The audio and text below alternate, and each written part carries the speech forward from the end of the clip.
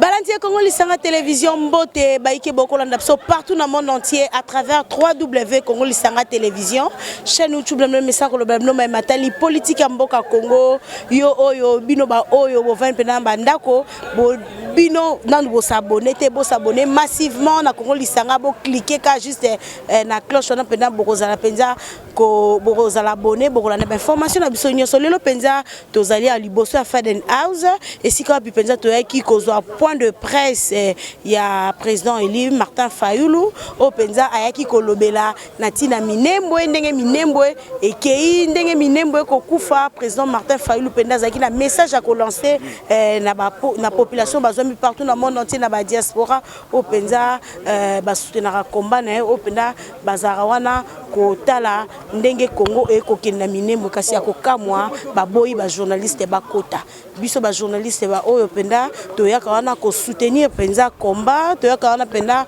ko lobela penza mboka Congo ndenge zo kende mboka Congo ma nyoso ndenge zo lekana kasi lelo ba boyi biso to kota parce que maman Chantal Mobonyo azali moko ba communicateur la muka asali liste na ya boyi pote makambo elekaki kuna na Sainte-Thérèse makambo elekaka tango président Martin Fayulu utara poto makambo ba traité penza ba journaliste pe mala moté déclaration ba journaliste ba saki nde lelo penza ba boyi biso to kota kasi ba journaliste penza ba sepe na likambo wana te sali pasi tozali na ndeko Trésor King na ndeko Tatiana Osango bandeko penza bazali ebele et surtout maman Osango penza ba boya kota parce que ye azoko interviewer mingi honorable Mike Mukeba eza penza mamba pasi mamba soni to tiki nombolanda makambo nyonso lekani ali bosa Faden House et puis tozongi bongo na sima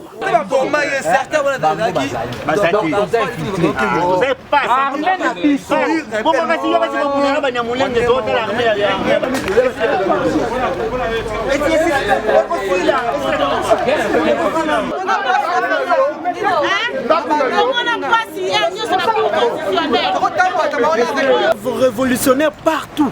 Oui, oui. Je suis pas seulement révolutionnaire chez Félix Tshisekedi. Il faut être comme ça. Ndeko Kingo za journaliste nini osala libanda botumoni telemi conférence de presse. Moi le problème est ça. Je suis venu pas le roi journaliste, j'étais venu comme un résistant. Mais vous avez compris que là vous les journalistes Bozana, quand Boza chassé. Conférence de presse par invitation. Oui, il devait inviter. Mais non, qui concerne tous les Congolais. Donc je pense qu'il fallait qu'il y ait tous les journalistes qui diffuser. Pour inviter, diffuser en côté. Moi, j'avais même souhaité que le président Martin Fayulu fasse un meeting. Pour en contact avec la population. Parce que la conférence de presse, c'est bien que les Congolais ont l'information et surtout, excusez, et surtout, vous voyez, ce qui est là, vous dites, il y a des organisations, j'avais dit, on doit suspendre. Journaliste valeur. Moi je ne suis pas seulement un journaliste, je suis un journaliste résistant. Si je veux cogner, je vais cogner. Moi s'il faut cogner, je continue à cogner. Parce que il paraît maman Chantal chargée à communication de la jeunesse. Mais si maman Chantal a journaliste, mais un journaliste, parce que bino journaliste, qu'est-ce que vous devez faire? Vous les journalistes pour vous respecter. Dans zone Sabino Lissunasima, dans une assemblée provinciale, jour à Makambo Gentini Ngobila, Nazaka, au Gentini comme un gouverneur. Bon, mon agato, kangi ba journaliste, ni to salara. To tellement que les posons batu baza pouvoir, batu ba diriger mboka, to bi caméra ko kendete mutu ba ko kendete. Et basala ki nini bayoka ki ba respecter ba journaliste. Aujourd'hui vous les journalistes bokabwani et comme ba journaliste pronanyo, ba journaliste pronanyo contre déontologie journalistique. Les gens ne savent plus traiter. Mais nous avons cette liberté d'expression, l'article 23. Et si basali yango pour notre Trésor King, qu'on a la journaliste surtout parce que Trésor King, l'autre fois, qu'est-ce que Trésor King demandait? On ne pourrait pas laisser les journalistes ici jusqu'à 22h01 sans que le journaliste au moins base au transport. Trésor King n'était pas venu demander le transport des gens. C'était défendre le Congolais. Parce que même les journalistes sont des Congolais. Le Trésor, les journalistes, à moi aussi, il y a Tatiana. Baza ko bato la muka ba ko koma mabe na ba réseaux sociaux pour asala ki émission nan de Mike Mukebai. Message ni au personne. Mike Mukebai, nous on était, mais quand tu me cites Tatiana, même Tatiana il est là. Elle est là plutôt. Soka bimi est dans la façon où abîmer, s'il vous plaît. Donc tant que tu benga ki batu tuba sangana, ba misu ba ebisa babo ko kutana président Martin Fayulu na ndenga kusu. Après bo komi na ba réseaux sociaux Martin Fayulu a kutana ba journaliste. Mais boyo ba ki se sous ba résistant. Na bité ba journaliste résistant au bazara ndeni. Mais bah, il y a le président Martin Fayulu, les trois journalistes, Tatiana Osango, Joël Kombe, Maman Oseya, après avoir revendication au Trésor King à Salaki. Mais le problème, ils doivent comprendre que c'est le problème de tous les Congolais.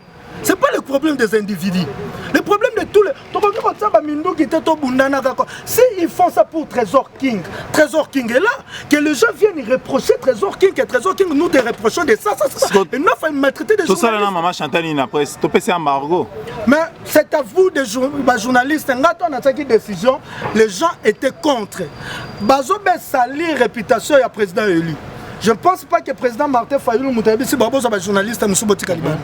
Je ne pense pas.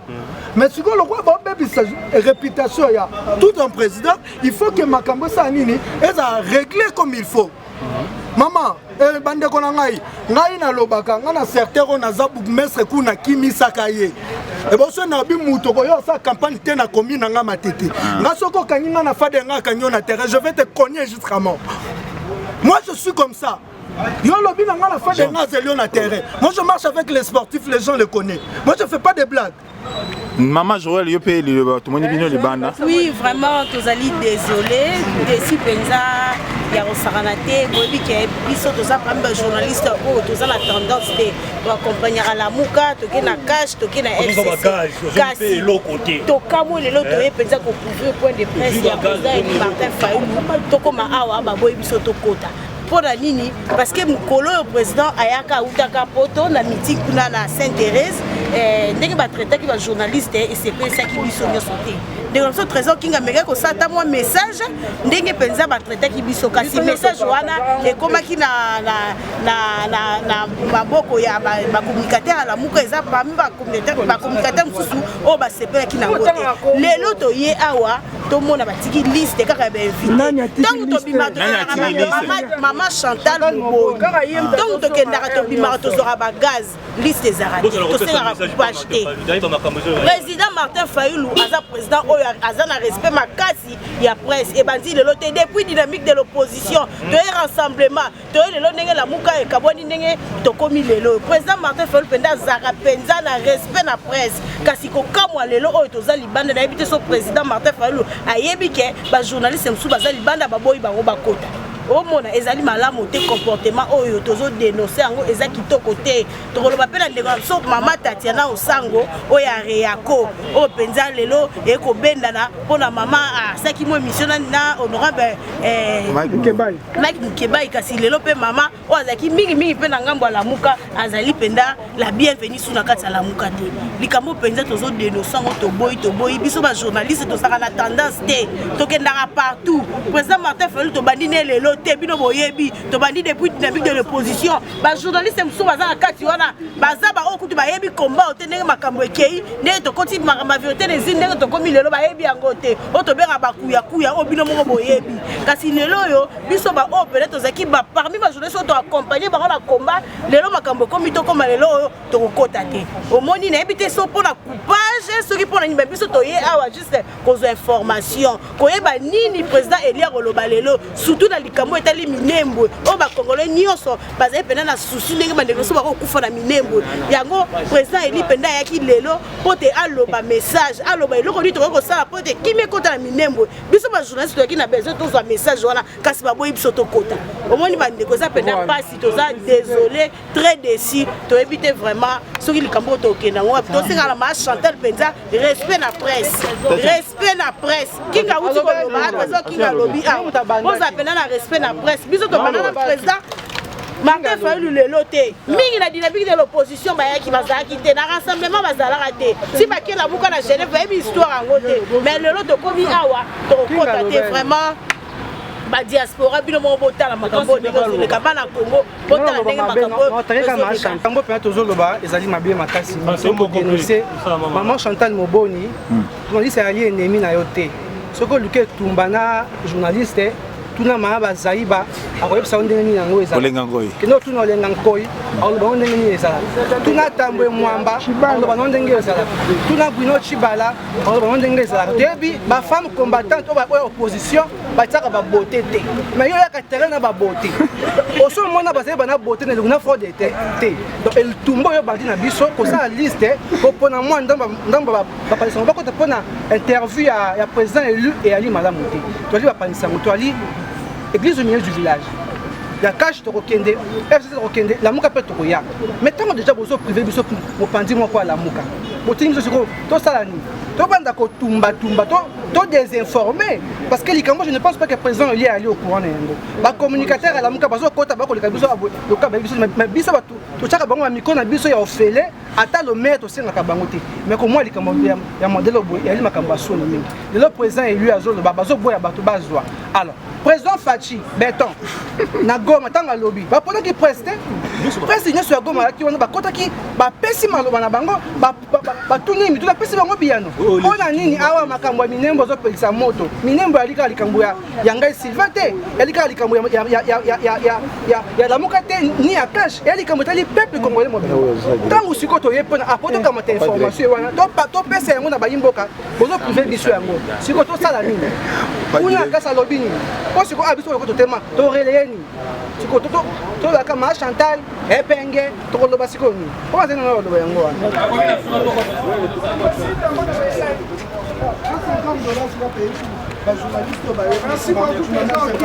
oh Trésor King tokota te afuti biso mbongo oh tayaka chaya ah King simba pesa ya jago simba King asali likambo ondo so King asali là côté biso ba journaliste to futa transport to songa na ba rédaction to ke ko diffuser information biso a to équipe na mbongo te to équipe to zonga information surtout ne to zo ko insister likamba minembwe Congo ezokende batuti banyamulenge ba Rwanda bazui Congo président Elias aki na message pote apanza biso ba pandisa ngo to yaki poto zo message wana to équipe na lomeya te to zaki ba mbongo te to équipe pote to zonga information kasi to quantité menderaso kinga lobiete apesi un petit rien oyo pote bande un petit bonsoir à moi 100 francs to regagner ba rédaction na biso poto traiter information koyo kasi président Eli na est-ce que presse peine rozasi na courage ya ko accompagner la marche ndenge ba humilier biso lelo ndenge ba humilier biso lelo eza pasi pote to question basinde biso wana ya kosala marche toyebi ke président Eli azara soucier ba journaliste azara toujours permettre ba journaliste tango mosupe akoko bima ayamba biso to kuta to sola na ye soki to kuta na président Eli to sololi wana kozali kambo mosusu mais soki to kei kaka boye to soki ka ba rédaction soki ka boye loko te bande ko nanga to sensibiliser pe la presse pour le 14 wana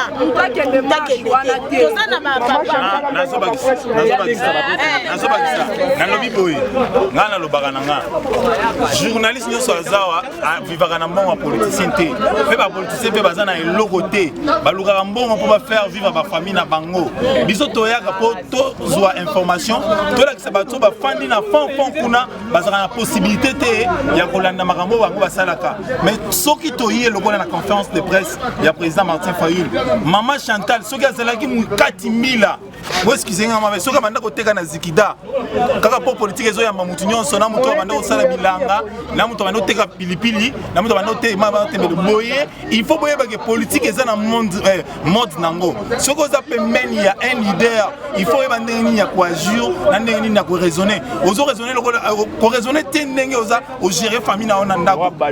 Donc tozo lancer déjà appel na ba journaliste, surtout ba journaliste à internet, ba moni bazo mona bisuka lokola toza na valeur. Et pourtant, au XXe siècle, Bisson de Makamoyaya, Bisson de Force, les 14 journalistes motés à Marchouana. Les journalistes à internet sont aux Zouana Marchouana, Netinga na Rubuga caméra na ye. C'est déjà dingue, parce que Bisson le loto et potozoa. Information, il y a président Martin Fayoul, Maman Chantal, ce que Maman Chantal, yé a Télisse na porte pour mon toit côté. Papa Etienne Tshisekedi a cela plus de 30 ans en opposition.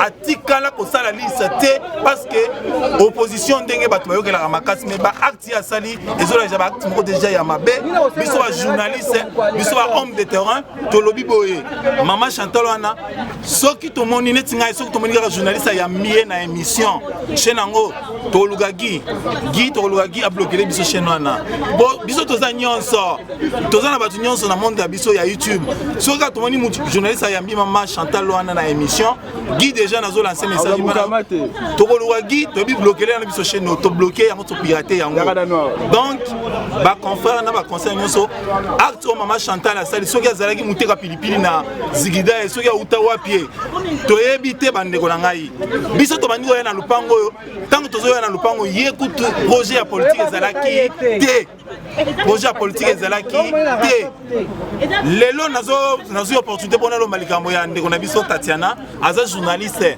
bino ba communicateur à la muka imagine toi que ozui petite sœur na yo obandi babandi ko kumaye ndenge bozo kumaye na réseaux sociaux na botika acte bozo sala bato so baza communicateur à la muka biso nde to sala bango baza ba nye ya soso biso nde to sala bango o comprendre biso nde to sala bango ngana yebi bato so baza na la muka wa na bazo ko bondelanga po basala ba interview nanga bazo bondelanga wana sei wana nazana chaîne ezaka na 40 abonnés apamba bazo bondelanga batala bango na YouTube ata na 10 personnes lelo bakomi ko koma pona ndeko na biso Tatiana bazo koma mabe na kati ya na réseaux sociaux yaza journaliste asala ki nde musala na ye biso tozaka na katikati soki olobi boy to memi boy soki okebe to memi boy biso tozaka batu ya batu te ba politiciens ils sont là pour leurs intérêts ba lobi ke to lobe mabe ngozaki il faut ko éclairer opinion ba bengi si batu a tina 0 heure bana basi ya batu po biso ba mibali tozaka na moki yanke na biso 0 heure ozonga ndako 0 heure pour ne rien donner même ba transport to sengi bango tobi boluka ta bis moko et que kotika bana baso na banda kuna bango baboyi et après babenga Maman Chantal obi musala ya ba journaliste ngo nini avec na président Kojek lobi to sangana mwana Fayulu a poto o komonena no na beta na Saint-Ish va m'envoyer des messages qu'a fini papa biso biki ta kenda poto so la ndanga pona mona so ayeki na lukanga tango oli mbala na poto biso to bunda donc to so ba gas biso to bunda na ba papa bino donc so ba bito kanga bino na aéroport bo fanda kuna na poto bokotaka ba makambo ba mutuna makolo te ndeko trésor chose grave Maman Chantal azana parole moko loba jour to utana bino na koyama président aloba parole moko très bêtiseur excusez-moi avec l'ending d'employé français wana alobi boye na kopesa bino mbongo à transporter ba image déjà na réseaux sociaux panzani déjà azoloba déjà na parole mo très ridicule pour na ridiculiser musala to salaka yeso ki abali soki mwana na ya akotika la komona biso te biso to za ba jasa to lema ba fête to kota ba fête ya ba ndenge nyonso mais lorsqu'il s'agit pour na mboka na biso neto yé c'est pas normal ba chaîne oyo bi Monique babundana comme président élu Martin Fayoul bazali banda ce qui n'est pas normal ce qui n'est pas normal parce que bon lo ba o ba bengani bo po anine est-ce que mutulora trésor king vraiment ba ko trésor ki libanda mutulora tatano sa ko libanda Oseya de la presse ko za libanda Joël Komba ko za libanda mais pourquoi to sani yango Ceux qui vont moni biso tout ok na béton, nous avons battu boté qui combat. Nous avons compris que na béton les gens sont respectés plus que dans la Mouka. Parce que ici nous avons que besoin de respect. Tout ça besoin de bon côté. Besoin de respect. Bon, on peut s'arrêter pour les arrêter. On a besoin de respect. On a besoin de respect.